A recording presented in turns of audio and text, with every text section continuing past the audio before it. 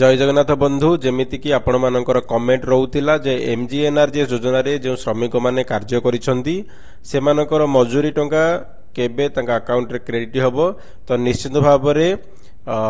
सरकार तरफ इश्यू करा जाइथिबा एक लेटर ऊपर आमे जदि नजर पकाइबा देखंतु ministry of rural development Mahatma Gandhi NREGA division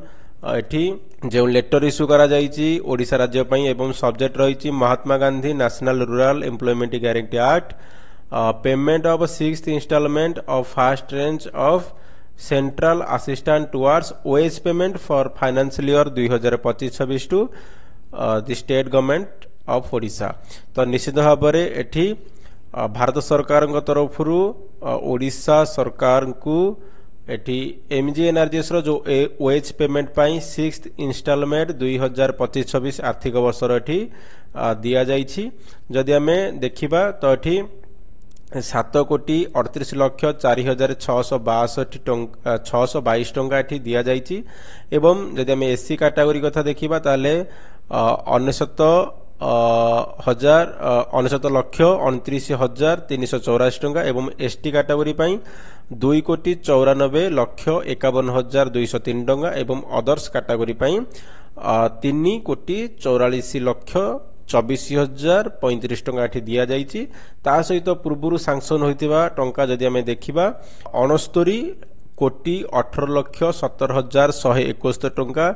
जोटा कि आपनकर एससी कैटेगरी पाई थिला 21,12,52,052 टंका एवं एसटी कैटेगरी पाई 39,817 टंका एवं अदर्स कैटेगरी पाई 48,05,25,302 टंका। तो टोटल आमे जदि एठी देखिबा दुईटा जाक मिसेई की ताले देखंतु 76,56,21,793 टंका टोटल एठी भारत सरकार तरफ राज्य सरकार ओडिशा राज्य सरकार को दिया जाइछि जोटा कि आपनकर जो ओएच पेमेंट रहिला जो जॉब कार्ड धारी श्रमिक माने कार्य करिसंती से मानकर टंका वर्तमान रिलीज करिया पई केंद्र सरकार तरफ राज्य सरकार को वर्तमान 76 कोटी रु अधिक टंका एठी दिया जाइछि एवं एठी आपण माने एससी एसटी